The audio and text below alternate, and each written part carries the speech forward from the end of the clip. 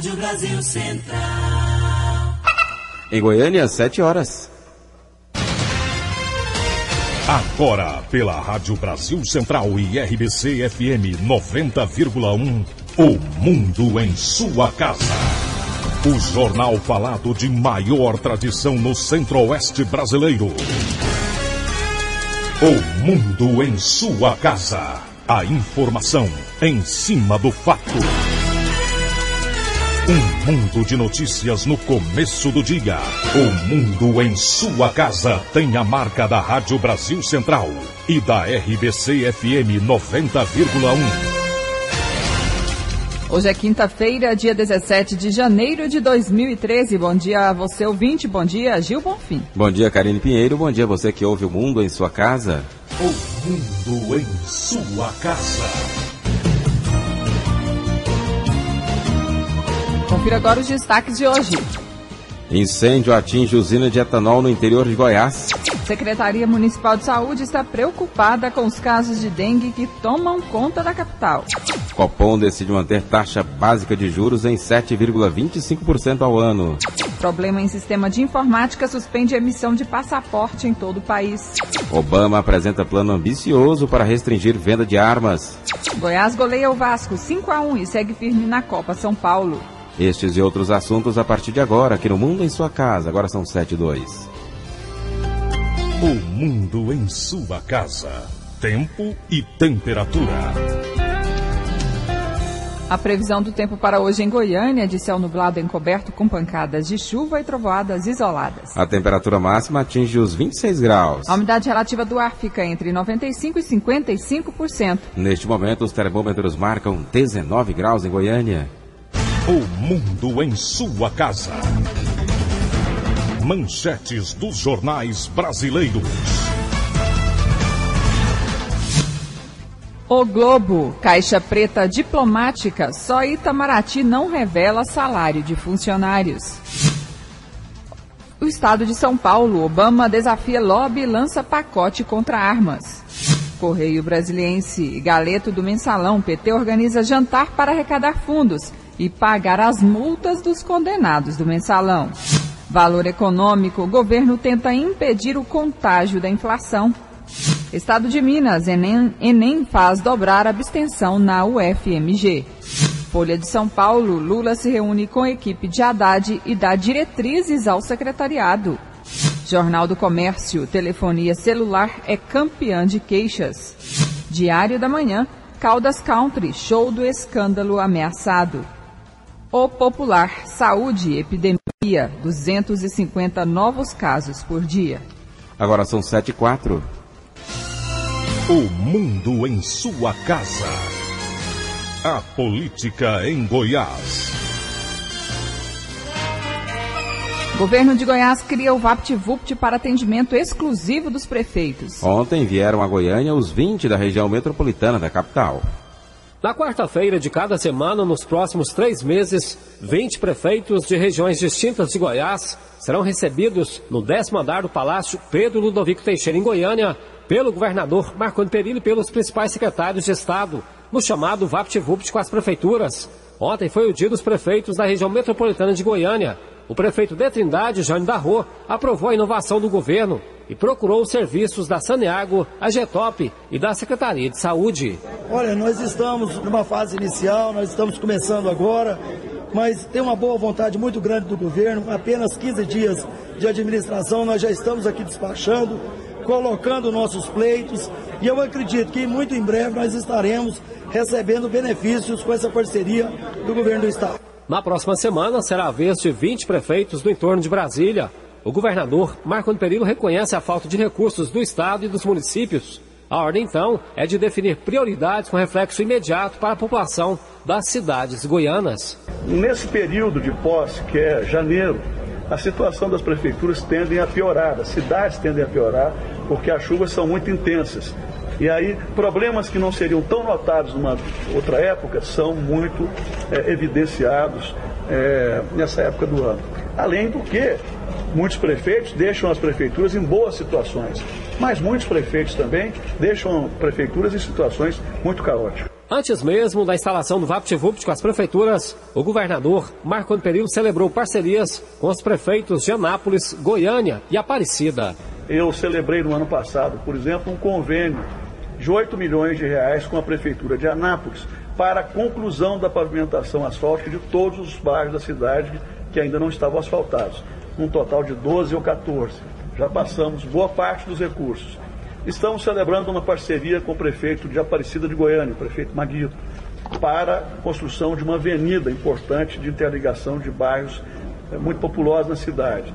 Nessa semana recebi o prefeito Paulo Garcia e propus uma parceria concreta para o Estado passar metade dos recursos para a construção de 1 ou 2 viadutos importantes aqui para a mobilidade urbana de Goiânia. Nesta semana, Marco Antônio Perillo recebeu também os prefeitos de Catalão e de Mineiros.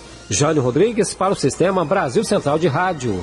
Agora são 7h06. Assembleia e Ministério Público reafirmam compromisso de trabalho em parceria. Na tarde de ontem, o presidente da Assembleia Legislativa, o deputado Fábio de Souza, fez uma visita ao Ministério Público quando foi recebido pelo Procurador-Geral de Justiça do Estado de Goiás, Dr. Benedito Torres. A visita, classificada como sendo de cortesia e institucional, serviu também para tratar do estreitamento do relacionamento entre os dois órgãos, parceria destacada pelo procurador. Essa parceria entre a Assembleia Legislativa e o Ministério Público são dois órgãos que buscam o mesmo objetivo, né? O bem comum da sociedade. Então é trabalhando dessa forma, na parceria, conversando a respeito das situações que envolvem Ministério Público e Assembleia Legislativa, é que nós devemos então caminhar. E essa visita é uma visita que nós também vamos retribuir ao presidente, Dr. Fábio, porque representa justamente o respeito que nós temos pelos poderes, pela Assembleia Legislativa aqui em especial. O presidente da Assembleia Legislativa, o deputado Fábio Souza, aproveitou para pedir o apoio do Ministério Público para que seja implantada uma vara especial no Judiciário para tratar de crimes de pedofilia, pedido semelhante que já havia apresentado na semana passada ao Tribunal de Justiça. O deputado Fábio Souza justifica esse pedido. Um pedido que, na verdade, é uma bandeira do Ministério Público há muito tempo. Quando eu presidi a CPI de combate à pedofilia lá na Assembleia, o doutor Everaldo de Souza, que é o promotor responsável por isso aqui, ele participou ativamente de todo o trabalho da CPI, ajudou e muito, contribuiu muito com opiniões, com ideias, com sugestões e com casos verídicos que ele acompanha sempre. E uma das bandeiras que nós levantamos na CPI, que já era do Ministério Público, que é da Polícia Federal também, é a criação da vara especializada no combate a esse crime. É uma bandeira que eu vou levar para frente. Tudo que a gente puder fazer, somando as campanhas que o Ministério Público faz, que o Executivo faz, somando o trabalho que os promotores especializados fazem, de enfrentamento, os conselhos tutelares, enfim, tudo que a gente pode fazer para combater esse mal. E a vara, sem dúvida, vai ser o grande instrumento. Por quê? Nós vamos poder vencer qualquer tipo de enganação que um pedófilo possa ter na hora de um julgamento. Ficou agendado que na sexta-feira da semana que vem, o Procurador-Geral de Justiça vai à Assembleia Legislativa quando fará uma explanação aos deputados sobre os trabalhos do órgão nos últimos 2 anos. Libório Santos, Sistema Brasil Central de Rádio. 7h09. O mundo em sua casa. Política Nacional. A Prefeitura de Guarujá, no litoral de São Paulo, Maria Antonieta de Brito, do PMDB, nomeou o próprio marido no Diário Oficial da cidade. Em nota, a Prefeitura disse que a prefeita se enganou e vai revogar a decisão. Antonieta foi reeleita prefeita de Guarujá nas últimas eleições. Ela se casou no último dia 15 de dezembro, aos 43 anos, com Flávio Lopes da Silva. Segundo a nota publicada no documento oficial, Flávio Lopes da Silva, que é guarda municipal concursado, foi nomeado como ouvidor da Controladoria do município, cargo que lhe renderia um salário de R$ 6.500 por mês. Como ouvidor, ele seria o responsável por receber reclamações da população. 7h10. O mundo em sua casa. Política Internacional. O presidente dos Estados Unidos, Barack Obama, anunciou um plano nacional para diminuir a violência gerada por armas de fogo no país. Entre as medidas propostas estão o fim da venda de armamento e a checagem criminal obrigatória de todos os que desejarem adquirir armas em território americano. As ações são uma resposta do governo ao massacre de Newtown, quando um atirador matou 20 crianças e 6 adultos em dezembro do ano passado. O líder da oposição venezuelana, Henrique Capriles, pediu uma prova de vida do presidente Hugo Chávez, que não é visto nem ouvido desde sua cirurgia contra o câncer em Cuba há 5 semanas. A assinatura de Chávez apareceu no Diário Oficial venezuelano nesta quarta-feira, decretando a nomeação de seu novo chanceler, embora a publicação tenha erroneamente o colocado em Caracas. 7:11. O mundo em sua casa. Vamos falar de coisa séria. Você sabia que o alcoolismo e a dependência de drogas têm tratamento? A Associação Terapêutica Filadélfia é especialista no combate à dependência química. Aqui você encontra profissionais especializados e ambiente confortável, que inclui quarto, área de jogos, piscina e muito mais. Nós oferecemos todo o apoio para um tratamento eficaz e sigiloso. Mude de vida, liberte-se do álcool e das drogas. Ligue 3565-6367 e 8266-5209. Associação Terapêutica Filadélfia. O mundo em sua casa. Um mundo de notícias no começo do dia.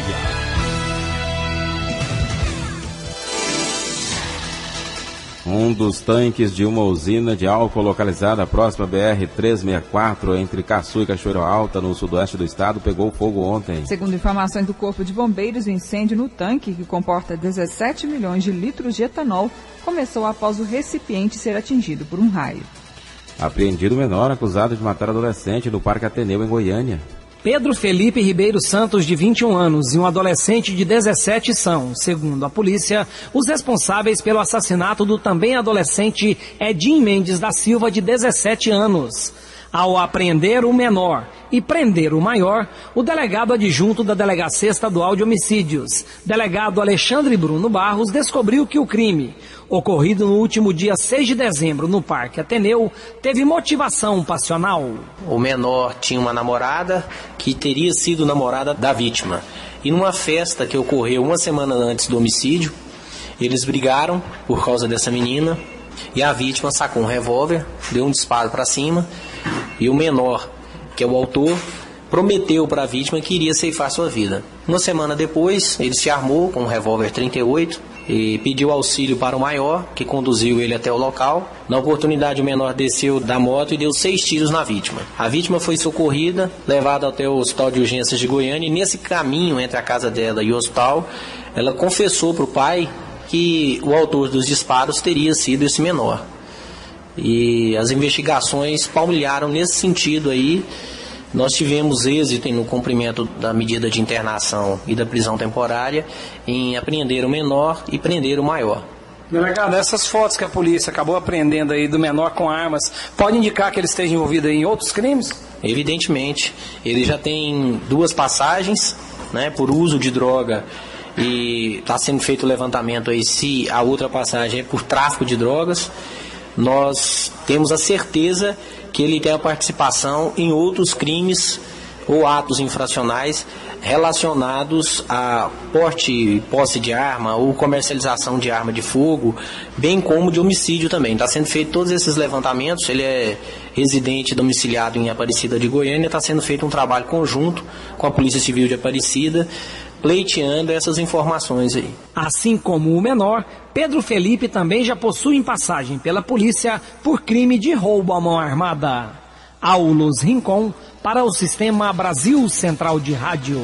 Agora em Goiânia são 7h14. A Polícia Civil concluiu o inquérito que investigava o homem suspeito de sequestrar e matar a ex-sogra Sebastiana Rosa de Jesus Silva, de 42 anos, no município de Bom Jesus, a 207 quilômetros de Goiânia, na região sul do estado. O crime aconteceu na véspera do Natal do ano passado. Ele foi indiciado por 3 crimes: homicídio qualificado, sequestro e porte de arma. O suspeito, que foi recolhido ao presídio Sarandi, em Tubiara, havia namorado a filha da vítima e não se conformava com o fim do relacionamento. De acordo com os parentes, a vítima já estava sendo ameaçada. Polícia registra mais 2 mortes de moradores de rua. Uma na capital e outra em Aparecida de Goiânia. Mas o morador de rua foi morto em Goiânia. Segundo a polícia, um homem ainda não identificado e aparentando ter entre 50 e 60 anos de idade foi encontrado morto no setor Campinas. A vítima teria sido atingida com vários golpes de faca. O delegado adjunto da Delegacia de Investigações de Homicídios, Maurício Massanovo, afirma que investiga a autoria do crime e garante que os demais casos de assassinato de moradores de rua registrados na capital não tem correlação. Tem vários crimes desses já solucionados. Alguns ainda dependem de alguns detalhes para finalização, mas estão bem encaminhados. Podemos afirmar que eles não têm vínculo entre eles, né? Não há qualquer tipo de extermínio de morador de rua. E na maioria desses crimes são brigas envolvendo tráfico e uso de drogas e brigas entre eles mesmos, entre os próprios moradores de rua, por algum motivo fútil, banal, que acabam culminando na briga e com a morte de um deles. Um outro caso também foi registrado em Aparecida de Goiânia, como explica o delegado adjunto do Grupo de Investigações de Homicídios no município, Rogério Bicalho. Foram alvejados com disparo de arma de fogo 2 moradores, um faleceu, os 2 foram socorridos, um acabou falecendo no Hugo, o outro foi submetido à cirurgia e está em recuperação. Inicialmente foi isso, a perícia foi ao local, recolheu algumas cápsulas e as investigações preliminares já foram desencadeadas, o inquérito policial já foi instaurado visando descobrir a autoria do crime. Nos últimos 5 meses, 17 casos de assassinatos de moradores de rua foram registrados na região metropolitana. Fernando Oliveira para o Sistema Brasil Central de Rádio. 7h16. Secretário de Segurança Pública de Goiás, Joaquim Mesquita, confirma o nome de João Carlos Gorski como novo diretor-geral da Polícia Civil. João Carlos Gorski é natural de Curitiba, formado em Direito, tem 50 anos de idade, dos quais 25 dedicados à carreira de policial, sendo 13 anos em Goiás e 12 no Paraná. Em Goiás foi delegado de Formosa, trabalhou na repressão do crime organizado, chefiou o serviço de inteligência e era delegado adjunto até assumir interinamente o cargo de diretor-geral da Polícia Civil de Goiás no começo de janeiro deste ano, na vaga deixada por Adriana Corsi, convidada para uma secretaria na Prefeitura de Goiânia. Ontem, ao confirmar João Carlos como titular na Direção-Geral da Polícia Civil, o secretário de Segurança Pública, Joaquim Mesquita, elogiou o colega e disse que pesou para a escolha o critério técnico. Eu já conhecia o doutor João Carlos quando estava à frente da Polícia Federal, já tinha com ele um contato mais próximo, ele como superintendente de inteligência e como delegado da Polícia Civil. E a partir do instante, então, que a doutora Adriana nos informou que pretendia assumir o convite do prefeito Paulo Garcia, nós buscamos, então, refletir em relação ao nome que pudesse substituí-la. E após essas reflexões e após as análises, nós entendemos que o doutor João Carlos, que já vinha respondendo inteiramente, era o homem certo para estar à frente da Polícia Civil. João Carlos Gorski sempre esteve ao lado da ex-diretora-geral da Polícia Civil, Adriana Corsi. Para ele, o combate ao tráfico de drogas e o respeito à vida serão as suas prioridades. Sim, nós temos um trabalho conjunto, não é só a morte do Valério Luiz, como muitos outros casos, nós estamos trabalhando com afinco, nossa equipe é comprometida com o trabalho de investigação. E nós priorizaremos o trabalho de repressão a narcóticos e crimes contra a vida. Esse é o nosso objetivo, nosso enfoque, para minimizar os outros crimes. O tráfico de drogas hoje gera furto, roubo, latrocínio e principalmente a morte. Hoje as nossas análises estão demonstrando que grande parte dos crimes de homicídio estão vinculados ao tráfico e o uso da substância entorpecente. Então nós pretendemos, além de outros crimes, a gente vai priorizar também, mas nós vamos dar enfoque maior para esses crimes. Nos próximos dias, o novo diretor-geral da Polícia Civil de Goiás, João Carlos Gorski, definirá por mudanças ou não no comando das delegacias de Goiás. Jânio Rodrigues para o Sistema Brasil Central de Rádio. 7h19. A Secretaria Municipal de Saúde está preocupada com os casos de dengue que tomaram conta de Goiânia. Segundo a Secretaria Municipal de Saúde, só na segunda semana de janeiro já foram notificados quase 2.000 casos de dengue. Deste total, 71% das amostras coletadas são do tipo 4 e 29% do tipo 1. De acordo com a Secretaria, isso significa que o novo vírus está ganhando resistência. A Secretaria Municipal de Saúde anunciou nesta quarta-feira que já há epidemia de dengue em Goiânia. Em alguns postos de saúde da capital, houve aumento de notificações de internação por suspeita de infecção. São cerca de 20 novos casos por dia em ciames como os dos setores Novo Horizonte e Urias Magalhães. Ao todo, 2.000 novos casos por semana. De acordo com a diretora de Vigilância em Saúde, Flúvia Amorim, os agentes enfrentam dificuldades no combate à dengue devido aos criadouros do Aedes aegypti em residências. Além disso, a chegada do vírus tipo 4 à capital. Ele pode infectar tanto quem nunca contraiu a doença, como quem teve o tipo 1. Quando você tem a introdução de um novo tipo de vírus, você Tem uma população susceptível, um grande número de pessoas susceptíveis, existe sim a possibilidade da ocorrência de uma epidemia e de um aumento do número de casos. Houve um crescimento nesse último levantamento de índice realizado na semana passada de criadouros provenientes de lixo no interior, nas casas e nos quintais. Isso mostra realmente que nós precisamos agora mais do que nunca da cooperação de cada cidadão. O secretário municipal de saúde, Fernando Machado, apresentou um plano de ação para lidar com a epidemia. O plano inclui aumento de quantitativo de profissionais de saúde nos CAIs e CIAMES, implantação de equipe específica para investigar e acompanhar os casos e ampliação de 100 leitos para observação e hidratação. A Secretaria Municipal, em conjunto com a estadual, vai fazer aquela questão da varredura do fumacê, que é o BV pesado, para que a gente possa diminuir essa infestação. Agora, a nossa principal ação nesse momento é melhorar a questão da assistência nas nossas unidades de saúde. Então, a gente está fazendo contratos emergenciais para médicos, a gente está abastecendo melhor a rede, a gente está fazendo um treinamento de todas as equipes na questão de classificação de risco, na questão de reconhecer o paciente de dengue e melhorar o manejo desse paciente para que a gente possa evitar sequelas ou óbitos. De acordo com o levantamento de índice de infestação, a cada 100 imóveis, 3,7% apresentam criadouros com focos, a maior parte decorrente de lixo descartado de maneira inadequada nos quintais. Heloísa Amaral para o Sistema Brasil Central de Rádio.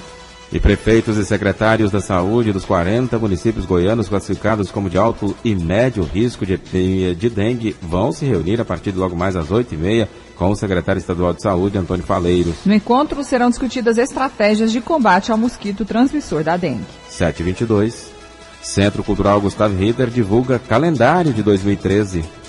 As inscrições para as aulas de música, dança e teatro estarão abertas de 21 a 25 deste mês, das 8 horas às 11h30 da manhã e da 1h30 às 6 horas da tarde, no Centro Cultural, que fica na Avenida Marechal Deodoro da Fonseca, no setor Campinas, em Goiânia. Para ingresso nas atividades artísticas, o interessado deve se submeter a testes de aptidão entre os dias 28 de janeiro e 1º de fevereiro, em horário e sala que serão informados no ato da inscrição. Segundo o coordenador de processo seletivo do Centro Cultural Gustavo Ritter, Edson Fernandes, as aulas são destinadas às pessoas de várias faixas etárias. As inscrições vai ser do dia 21 a 25 de janeiro, das 8 às 11h30 e das 13h30 às 18 horas, lá no Centro Cultural Gustavo Ritter, que fica em Campinas, ao lado da Igreja Matriz. Não é necessário levar documentos no ato da inscrição. Nesse primeiro momento é só dar o nome, e escolher o curso que você deseja fazer. Lembrando que música é a partir de 8 anos de idade, dança a partir dos 6 anos e teatro a partir de 7 anos de idade. Então, de 7 anos até 70 anos, a gente já tem alunos lá na nossa escola. Os resultados dos testes estão previstos para o dia 7 de fevereiro e as matrículas para alunos selecionados serão realizadas de 18 a 22 de fevereiro. Para mais informações, basta acessar o site www.secult.go.gov.br ou ligar para o 3201-4706.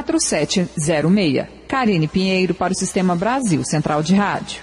Agora são 7h23. Termina nesta sexta-feira o prazo para se inscrever ao processo seletivo simplificado da Agência Goiana de Desenvolvimento Regional para a contratação de gestores de engenharia, tecnólogos e técnicos. As inscrições podem ser feitas no site da Secretaria do Planejamento, que é www.secplan.gov.br. Oficinas de qualificação da OVG estão com inscrições abertas. As oficinas educacionais comunitárias e o Centro de Qualificação Profissional, unidades da Organização das Voluntárias de Goiás, a OVG, estão com inscrições abertas para cursos de qualificação gratuitos. São oferecidas mais de 490 vagas. De acordo com a Frene Gonçalves, coordenador-geral da OVG, as aulas terão início no dia 4 de fevereiro. Nossa meta é chegar a 4 mil jovens no final do ano. São programas muito importantes. Os alunos que moram em setores adversos desses, onde são localizadas as oficinas, recebe também um vale de transporte, recebe um lanche e tem também o serviço social e odontológico. Então, é um serviço muito importante que a OVG trabalha no sentido de oferecer uma qualificação para que esses jovens de vulnerabilidade social possam preparar-se para o mercado de trabalho e está cada vez mais exigente. Na oficina educacional do setor Cândida de Moraes, há 70 vagas distribuídas entre os cursos de manicure e pedicure, arte culinária e informática. Na unidade do setor norte ferroviário, são 188 vagas. Os cursos são modelagem, informática, arte culinária, cabeleireiro e corte e costura. Já a OEC do Jardim Novo Mundo dispõe de 110 vagas distribuídas entre os cursos de panificação, garçom e garçonete e informática. Para matrícula em qualquer uma das 3 unidades, é preciso apresentar cópia do RG, CPF, comprovante de endereço e uma foto 3x4 recente. Já o Centro de Qualificação Profissional, no setor aeroporto, oferece 145 vagas para estudantes de baixa renda que estão cursando ou já concluíram o ensino médio. São oferecidos espanhol, inglês instrumental, inglês para turismo, português, redação, secretariado e informática. Os cursos são disponibilizados nos horários matutino, vespertino e noturno. Mais informações podem ser obtidas pelo telefone 3201-9451. 3201-9451. Paulo Henrique Santos, para o Sistema Brasil Central de Rádio. 7h26. Hospitais de alta complexidade negociam com Estado e município a oferta de leitos de UTI.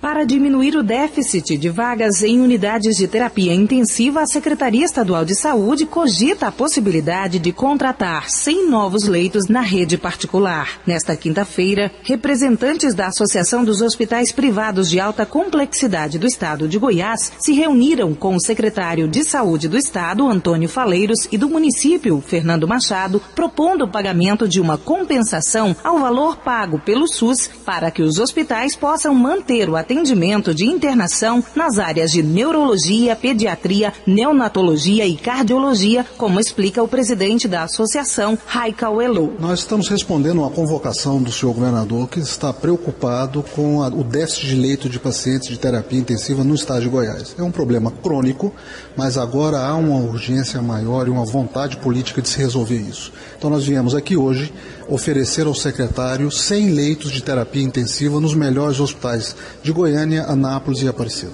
Existe uma discussão entre as duas esferas de poder, de quem fará a regulação, mas o princípio, que era uma compensação financeira por custo desse leito, foi aceito pelos 2 secretários. A forma de fazê-lo é que será discutida entre as 2 esferas de governo para se chegar a uma conclusão. Somente em Goiânia, o déficit de vagas em UTIs hoje é de 57 leitos. O SUS paga por cada paciente em terapia intensiva cerca de R$500, mas segundo a APASEG, o custo é bem maior, causando descredenciamento de hospitais conveniados. De acordo com Raikal Elou, o que se discute não é o preço do serviço, mas um acordo que permita uma solução para o problema. Há um estudo da Secretaria Estadual em que um preço considerado justo seria de R$ 1.800 por leito de CTI. É o que se paga hoje a alguns prestadores de serviço, é o que nós estamos pleiteando. Mas isso não é uma questão financeira. Nós vamos negociar, nós vamos acordar o que é importante, o que é necessário para a gente e que o Estado possa pagar também. A questão nesse momento é operacional, não creio ser financeira. Uma nova reunião está marcada para a próxima semana e a expectativa é que a proposta seja aceita pela Secretaria Estadual de Saúde. Márcia Alves, para o Sistema Brasil Central de Rádio. A Secretaria Municipal de Saúde não se manifestou sobre o assunto. Agora são 7h29. Eleito por unanimidade presidente da Câmara Municipal de Goiânia, o vereador Clécio Alves, do PMDB, terá muitos desafios a partir de fevereiro, quando começa de fato a nova legislatura da Casa. Vamos conversar agora com o presidente da Câmara Municipal, Clécio Alves. Bom dia. Bom dia, Karine. Bom dia, Gil. Bom dia aos queridos ouvintes da Rádio Brasil Central. Presidente, quais são as metas do senhor à frente do Legislativo goianiense?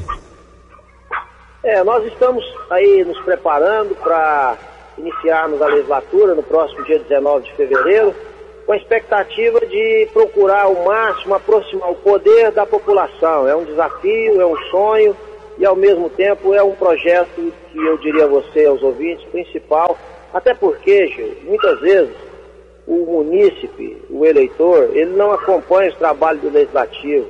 E às vezes ele deixa de saber o que às vezes o próprio vereador que ele votou esteja fazendo. Então, além dele poder ter essa oportunidade, ele vai poder também, de uma forma direta, conhecer, participar e até opinar, se caso necessário for. Agora, vereador, existe uma certa dificuldade de diálogo com a oposição. Como que o senhor vai lidar com esse problema?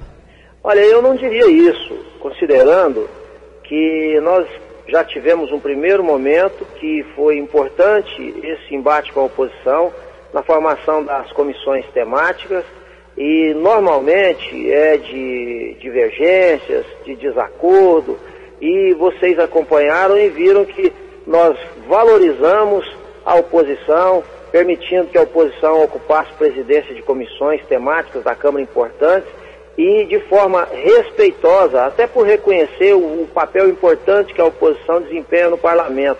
É democrático, é importante e é salutar. E ao final, a oposição se disse satisfeita, inclusive usou da tribuna para se dirigir à maneira da qual nós usamos para formatar as comissões, elogiando e reconhecendo que a gente quer uma Câmara com transparência, com diálogo e, acima de tudo, respeitando a ação de cada parlamentar. Não importa se é de oposição ou se é de situação. Cada um tem um papel importante a cumprir e essa mesa diretora quer e deseja dialogar e procurar o máximo estruturar para que os vereadores possam desenvolver o seu trabalho da melhor maneira possível. Presidente, um projeto que trancou a pauta e deve continuar polêmica é o do novo plano diretor. Como o senhor pretende tratar a questão? Com bastante discussão, bastante diálogo, transparência. Você, veja bem, no final da legislatura passada, eu ocupava a função de líder do governo e no momento em que haveria mais uma audiência pública, porque já havia sido feito 2 audiências públicas antes que o projeto chegasse à Câmara, com várias reuniões, inclusive com participação de vereadores, e vereadores da oposição, por exemplo, participaram de 6 reuniões, como o caso do vereador Anselmo Pereira, o vereador Elias Vaz, e 2 audiências públicas.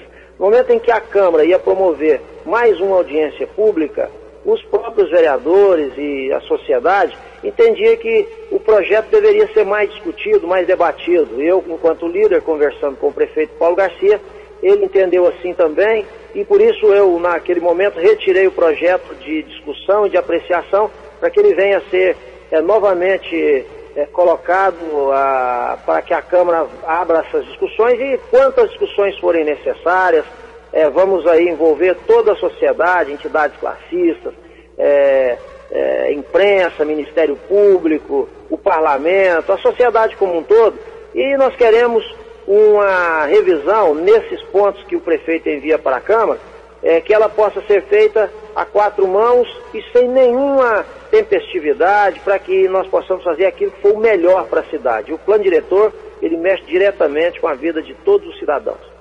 Presidente, como que o senhor tem acompanhado o caso de investigações do Ministério Público que apura envolvimento e irregularidades na AMA, inclusive com o envolvimento de um vereador de Goiânia? Como que o senhor acompanha isso? E o senhor já tem o nome desse vereador que teria envolvimento com corrupção na AMA? Olha, eu acompanho com cautela e com extremo zelo, porque isso daí é uma coisa muito séria, muito grave, e mexe diretamente com a honra das pessoas. O Ministério Público, ele divulgou uma possível participação de um vereador. O promotor, ele foi infeliz quando ele disse que haveria a possibilidade, ou a possibilidade de um parlamentar da Câmara Municipal estar envolvido, mas ele não citou o nome. Quer dizer, ali ele cometeu, na minha opinião, uma ação infeliz, porque o parlamento hoje goianiense tem 35 homens e mulheres, e eu estou como chefe do poder. Eu tenho, para mim, até que me provem o contrário, que ali nós temos homens e mulheres de bem. Então o Ministério Público está fazendo o papel dele, nós estamos acompanhando. Eu não conheço o processo, não foi apresentado a mim enquanto presidente da Câmara. O que eu conheço é o que a imprensa divulgou. Então eu quero, por uma questão até de ética e de zelo, me preservar para posicionar em relação a isso, caso realmente se concretize. Porque eu já cansei de ver situações de pessoas serem execradas, julgadas, condenadas, e depois a coisa realmente não é da forma que foi colocada. E eu tenho muita responsabilidade com a chefia do poder, e eu não quero fazer nenhum pré-julgamento ou nenhuma questão de julgar ou até mesmo de condenar uma possibilidade sem sequer um nome que ainda existe e foi divulgado pelo Ministério Público. Nós estamos aguardando o Ministério Público se posicionar e dizer se realmente existe isso, se realmente existe, de quem se trata. Isso aí não aconteceu ainda, e eu sou zeloso e cauteloso quanto a isso. Vereador Clécio Alves, presidente da Câmara Municipal de Goiânia, obrigado pela entrevista aqui ao Mundo em Sua Casa. Um bom dia. Bom dia a você, um bom dia a todos os ouvintes do Mundo em Sua Casa. Sempre que precisarem, estarei à disposição. Obrigada. Conversamos então com o presidente da Câmara Municipal de Goiânia, Clécio Alves, 7h35. A seguir, as notícias do esporte. O Mundo em Sua Casa. Eu peguei dengue 2 vezes. Foi horrível. Muita dor no corpo, febre. Fiquei de cama. Aí o quadro foi piorando, acabei indo pro hospital. E eu morri. É isso mesmo. Quem está falando é apenas um ator. Eu estou nesse comercial porque o Paulo Rodrigues não pôde contar a própria história. Ele morreu de dengue. Tire 10 minutos por semana para combater o mosquito. Elimine a água parada, realizando as ações que você já conhece. Em caso de febre, dor no corpo, nas articulações e manchas vermelhas na pele, procure uma unidade de saúde. Jamais tome remédio por conta própria. E se os sintomas piorarem, retorne ao posto de saúde imediatamente. Dengue mata.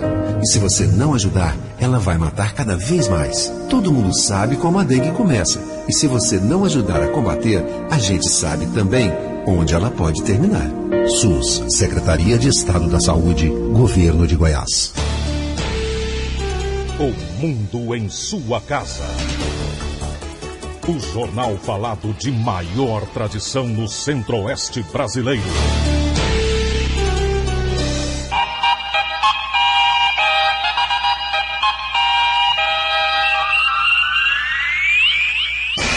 O Mundo em Sua Casa. Esporte.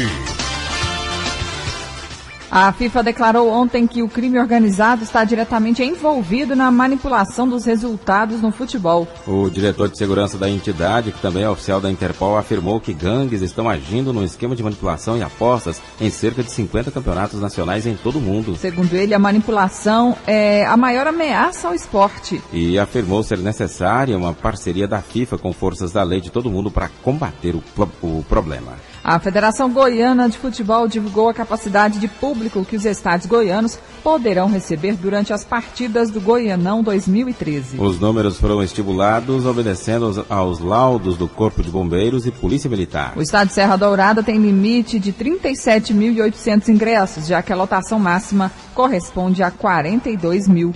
O Valdeir José de Oliveira, em Goianésia, é o menor estádio do campeonato em termos de público, podendo receber apenas 3.600 pessoas. O Onésio brasileiro Alvarenga, do Vila Nova, tem capacidade com 5.850 lugares disponíveis para a venda de ingressos por partida. O JK, em Tubiara, tem capacidade para 29.700 torcedores. Jonas Duarte, em Anápolis, 9.637. O Mozart Veloso do Carmo, em Rio Verde, 8.100. E o Aníbal Batista de Toledo, em Aparecida, 4.320 torcedores. E o Atlético anuncia a contratação de meia que estava no Bahia. O Atlético segue se preparando para estrear no Campeonato Goiano no próximo domingo, 5 da tarde, em Goianésia, contra o time da casa, contra o Goianésia. Enquanto um jogador vai embora, a diretoria atleticana traz outro. Ontem, o diretor de futebol do Atlético, Adson Batista, confirmou que o volante Marino será emprestado ao Sport. Já havia uma relação bastante desgastada entre o jogador Marino e o diretor de futebol Adson Batista desde a temporada 2012, quando o volante começou a forçar a barra para deixar o clube rubro-negro. Então Marino vai para o Sport, mas por empréstimo até o final da temporada. Em contrapartida, hoje deverá ser apresentado oficialmente o meia Caio, de 26 anos de idade. Na temporada passada jogou a Série A do Brasileiro pelo time do Bahia, jogador que se destacou jogando no Palmeiras e tem passagens também pelo Internacional. Paulo Massad para o Sistema Brasil Central de Rádio. O Goiás ainda não tem equipe definida para o jogo de domingo no Serra Dourada contra o Itumbiara. O meio-campista Eduardo Sacha foi a principal novidade no primeiro treino coletivo da semana, realizado ontem à tarde no CT do Parque Anhanguera. Ramon, com desconforto muscular, foi poupado, mas deve reunir condições de jogo para a partida de estreia do Goiás, neste domingo, contra o Itumbiara no estádio Serra Dourada. Os ingressos serão comercializados a partir de hoje. Nos jogos do Goiás no Serra Dourada, o torcedor irá pagar R$20 arquibancada, R$40 cadeira. Com a camisa do clube, meia entrada. A diretoria espera já um bom público nesta estreia. O Goiás, que sempre se dá bem no início do campeonato goiano. No ano passado, goleou a Aparecidense por 5-0. Humberto Castro para o Sistema Brasil Central de Rádio. 7h41. E o Goiás segue firme na Copa São Paulo. O Verdinho goleou ontem à noite o Vasco da Gama 5-1. Agora o Goiás vai enfrentar o Mojimirim, que ganhou do Atlético Paranaense 2-1. E o Vila Nova apresenta o goleiro que veio para a temporada de 2013. No Vila Nova, a diretoria apresentou ontem à tarde a 15ª contratação para essa temporada 2013. Acabou a novela. O goleiro Vinícius foi apresentado oficialmente. Jogador de 27 anos, 1,92 m, 87 quilos. Ele pertence ao Atlético Paranaense. Vem para o Vila para a disputa da temporada 2013. Tem contrato de empréstimo até o fim do ano. O Vila Nova vai pagar metade do salário do jogador. A outra metade será bancada pelo clube paranaense. O Vila, que até sexta-feira deve anunciar até mais 3 jogadores. Está em reta final de negociação com o zagueiro Neto Gaúcho, de 30 anos de idade, que no ano passado jogou no Arapongas, time em que o Dario Pereira, atual técnico do Vila, era o treinador. Deve acertar também as contratações do meia Michel Cury, que o Vila tenta desde o fim do ano passado, e também do atacante Jones. Paulo Massad para o Sistema Brasil Central de Rádio. Agora são 7h42. Essas foram as notícias do esporte. O mundo em sua casa. A informação em cima do fato. Superintendência Regional do Trabalho e Emprego em Goiás resgata mais de 200 trabalhadores em situação análoga à da escravidão.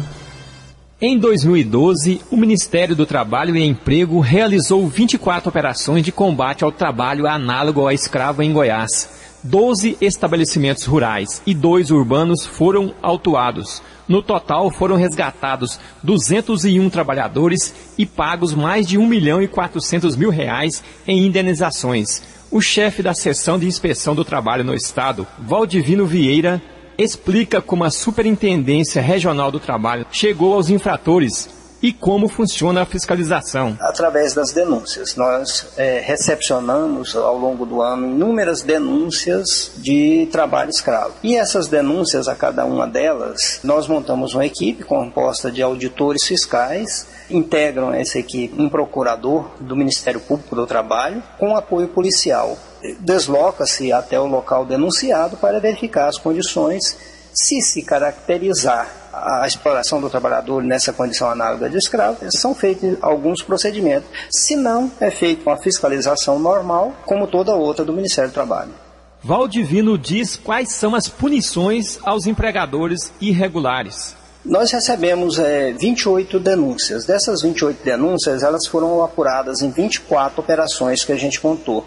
Dessas empresas fiscalizadas, 14 delas foram encontradas com trabalho análogo à condição de escravo. Todas elas são autuadas. A quantidade de autos de infração lavrado em cada uma delas depende do número de infrações, melhor dizendo, encontradas. Então é feito todo esse procedimento, as empresas são autuadas, os trabalhadores são retirados do local, são pagos as verbas rescisórias para esses trabalhadores e são inseridos no seguro-desemprego por 3 meses.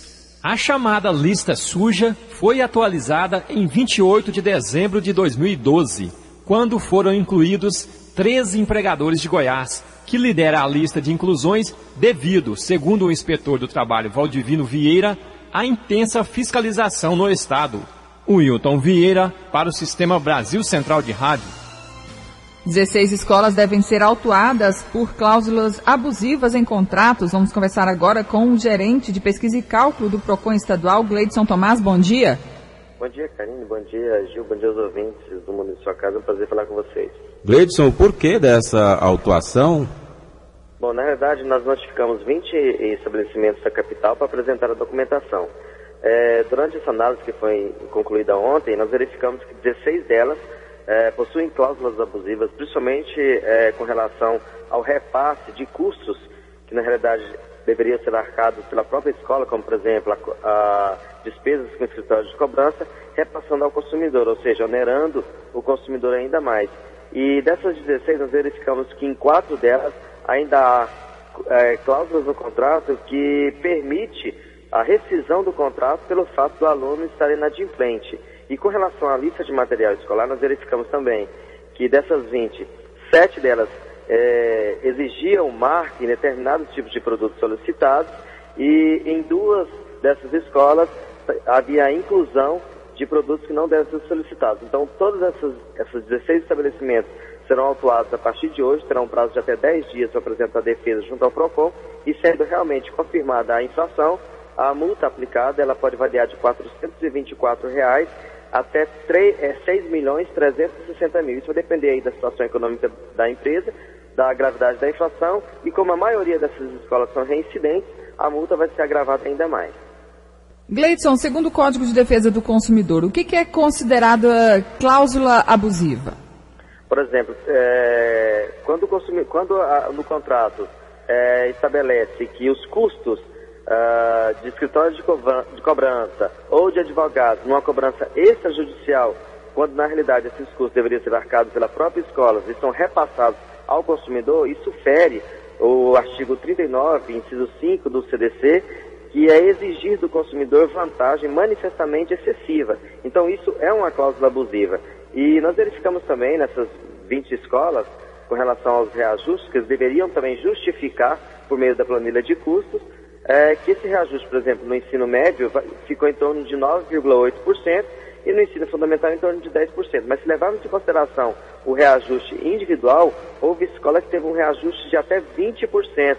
Ou seja, mesmo sendo legal, ou seja, comprovando a necessidade desse reajuste por meio de uma planilha de custos, ela não é moral. Haja visto que a inflação medida no mesmo período chegou a 5,39%, ou seja, quase 4 vezes maior do que a inflação. Agora, cabe aos pais solicitar essa planilha junto à escola para verificar se aquele reajuste que está sendo aplicado nas suas mensalidades está de acordo com essa planilha e acompanhar durante todo o ano se realmente aqueles custos que estão previstos na planilha, principalmente aqueles custos que vão influenciar no ensino da criança, se realmente serão efetivados no ano letivo. E caso os pais não concordem com o reajuste e mediante a apresentação ou não da planilha de custos, ele pode procurar o PROCON para que o PROCON, ou através da planilha, ou através de notificação, possa avaliar se aquele percentual de reajuste está de acordo com essa planilha. E que materiais são exigidos pela escola que os pais não são obrigados a comprar? Bom, olha só, com relação a esse levantamento, nós verificamos inclusive a exigência de itens, como por exemplo, pincel para retroprojetor. Isso faz parte dos custos da escola. Então, tudo que é de uso coletivo, material de limpeza, material de higiene, copo descartável, isso os pais já pagam por isso no valor da mensalidade. Então, se eles estão cobrando por isso novamente, eles estão cobrando dobrado. E da mesma forma que as cláusulas abusivas, está exigindo do consumidor vantagem manifestamente excessiva. Então, os consumidores que verificarem na sua lista de material escolar a inclusão de algum desses itens que são de uso coletivo da escola, simplesmente ignorem. E se a escola exigir que o consumidor adquira esses produtos, faça a denúncia através do 151 no PROCON para que o PROCON possa notificar essa escola e até mesmo fazer a autuação do estabelecimento. O consumidor, então, que se deparar com uma cláusula abusiva, pode, então, fazer a denúncia diretamente ao PROCON? Sim, tanto o contrato, a minuta do contrato, quanto essa planilha de custo, a escola tem que disponibilizar para os pais e alunos com até 45 dias antes do término da matrícula. Então, o interessante é que os pais levem tanto essa planilha de custo quanto a minuta do contrato para casa para analisar. Se houver alguma dúvida com relação às cláusulas do contrato, pode trazer até o PROCON para que o PROCON, juntamente com o consumidor, possa interpretar as cláusulas desse contrato do consumidor e caso haja irregularidade com relação ao reajuste, fazer a denúncia. Gleidson, se o pai não levar um desses materiais exigidos pela escola e o aluno sofrer retaliação pela unidade, o que ele deve fazer? Bom, denunciar a escola. E justamente pelo fato do aluno estar inadimplente também, A escola não pode reter documentação, não pode constranger o aluno com cobrança dentro de sala de aula, e não tampouco isso que foi verificado pelo PROCON, que é o de rescindir o contrato dentro do próprio ano letivo. A escola pode sim recusar a matrícula do ano seguinte pelo fato do aluno estar inadimplente, mas nunca impor sanções pedagógicas ao aluno por esse fato. Agora, lembrando que nesse relatório que está sendo divulgado hoje, que está disponível no site do PROCON, também tem a relação dos valores das mensalidades do ensino médio e do ensino fundamental para o ano letivo de 2013, inclusive com as variações que pode chegar aí até 180%, como no caso do primeiro e segundo ano do ensino médio. Agora, essas informações são somente para que os pais tenham noção de preços, porque na realidade os pais têm que aliar preço que esteja dentro da capacidade de pagamento do consumidor, justamente por se tratar de uma prestação de serviço, e aliado a esse preço, a qualidade desse ensino. E essa qualidade é fácil para os pais identificar, fazendo uma visita até a escola, verificando a estrutura física, o material didático que é utilizado pela escola, o grau de satisfação de pessoas que já utilizam os serviços dessa escola, e principalmente o índice de aprovação nos vestibulares, principalmente daqueles cursos onde há uma maior concorrência de candidatos por vaga. Gerente de Pesquisa e Cálculo do PROCON Goiás, Gleidson Tomás, obrigado pela entrevista aqui ao Mundo em Sua Casa. Um bom dia. Bom dia, eu que agradeço. O gerente do PROCON, Gleidson Tomás, então, falando sobre a autuação de escolas por cláusulas abusivas nos contratos. Agora são 7h52. A União lançou um edital para escolher a empresa que irá construir uma nova ponte ligando o Brasil ao Paraguai, em Foz do Iguaçu, no oeste do Paraná. A via terá 760 metros e será um pouco mais extensa que a Ponte da Amizade. De acordo com o projeto, ela será estaiada com cabos suspensos e 2 mastros. A previsão é de que a obra fique pronta em 2016. CELG reforça a prevenção para evitar queda de energia em Goiânia. Com o aumento das chuvas, a CELG vai reforçar os cuidados para evitar a interrupção no fornecimento de energia elétrica na região metropolitana de Goiânia. A empresa já aumentou o número de podas na área urbana e deve substituir os fios da rede elétrica por material mais resistente, além de trocar as redes de baixa tensão pelas de alta tensão e aumentar em 50% o número de equipes trabalhando nas ruas, para agilizar o restabelecimento de energia. É o que explica Humberto Eustáquio, diretor de Planejamento e Expansão da CELG. Com esse efetivo e com as medidas que a CELG procura tomar para mitigar esse desconforto de falta de energia, a intenção é exatamente essa, é de diminuir a duração, ou seja, a quantidade de horas em que uma unidade consumidora ou um conjunto de unidades consumidoras fique sem energia. Apesar dos cuidados, o diretor afirma que é impossível evitar sempre as quedas de energia. Queda de energia, ela sempre vai ocorrer. Repara bem, um dos indicadores que a ANEEL, a agência reguladora, utiliza para monitorar a qualidade da prestação de serviço diz respeito à frequência e a duração dos desligamentos. Ou seja, a própria agência reguladora diz, olha, não há como o sistema não desligar. Afinal de contas, são redes aéreas que estão sujeitas a essas intempéries. Humberto Eustáquio afirmou também que não acredita na possibilidade de racionamento. Para ele, a capacidade de geração térmica é suficiente para socorrer um possível desabastecimento das hidrelétricas. Heloísa Amaral para o Sistema Brasil Central de Rádio. 7h54. A presidente da Petrobras, Graça Foster, disse ontem que não há risco de desabastecimento de gás no país. O gás é usado, por exemplo, para abastecer as usinas térmicas que são acionadas para complementar o sistema elétrico quando os níveis dos reservatórios das hidrelétricas estão baixos. E o reajuste dos combustíveis pode chegar a 7%.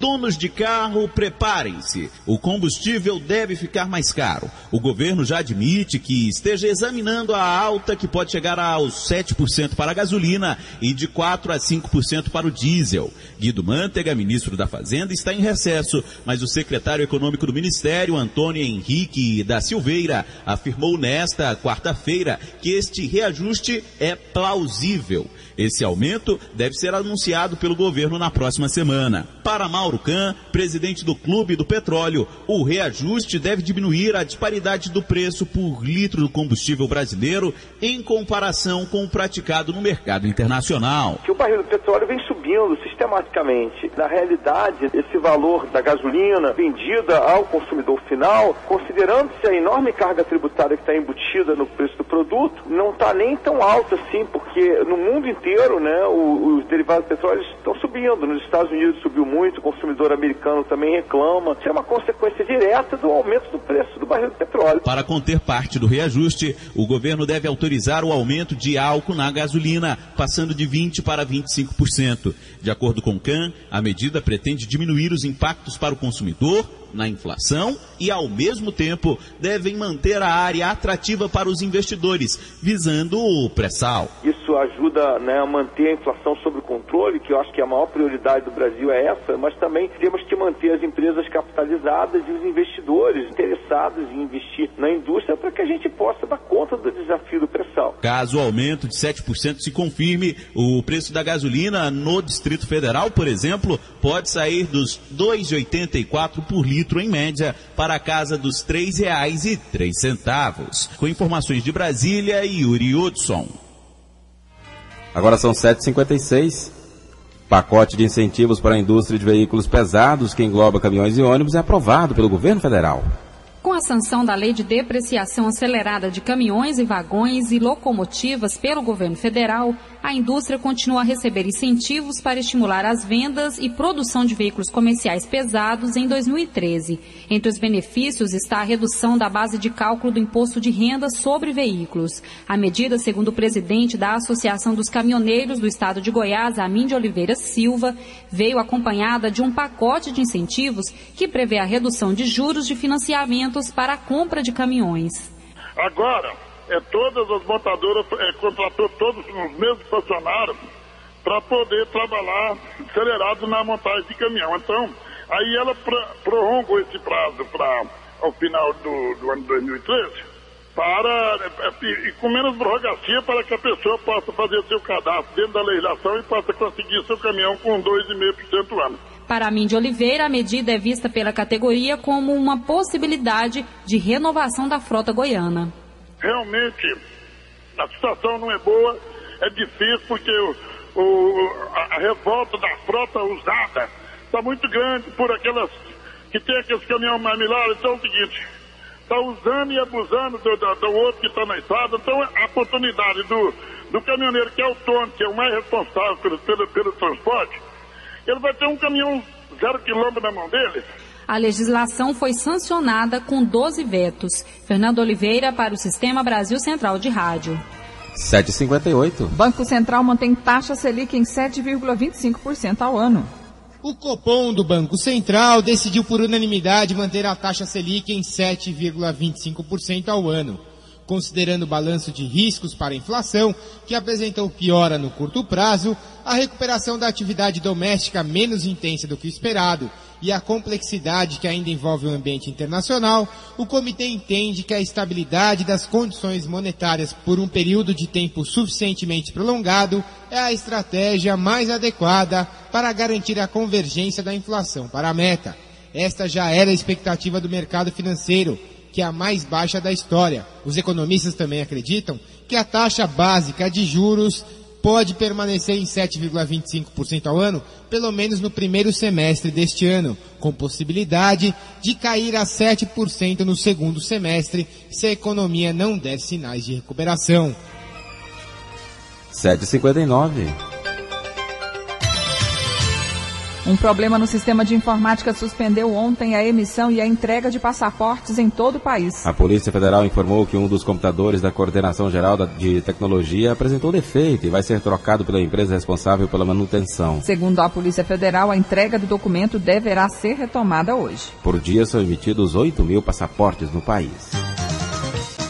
Militantes ligados à rede terrorista Al-Qaeda sequestraram dezenas de estrangeiros num campo de extração de gás na Argélia. O ataque foi uma represália à intervenção militar francesa para combater extremistas islâmicos no país vizinho, o Mali. Ontem foi o primeiro dia em que, para os franceses, a guerra saiu do ar e foi para o chão. Tanques se dirigiram a Diabali para tentar recuperar a cidade dominada desde a segunda-feira por extremistas islâmicos. Em Goiânia, 8 horas e termina aqui mais uma edição do Mundo em Sua Casa, que teve a apresentação de Karine Pinheiro e Gil Bonfim. Redação e edição, Mada Mendes e Antônio Correia. Direção de estúdio, Fábio Maurício. Chefes de reportagens, Ione Chagas e Almir Costa. Operação de áudio, Otair José. Central técnica, Ricardo Souza. Gerência do sistema de rádio, Suede Barbosa. Direção de tele, rádio difusão, Abadia Lima. O Mundo em Sua Casa volta amanhã às 7 da manhã. Obrigado pela sua atenção e até lá. Bom dia, Karine. Bom dia, até amanhã.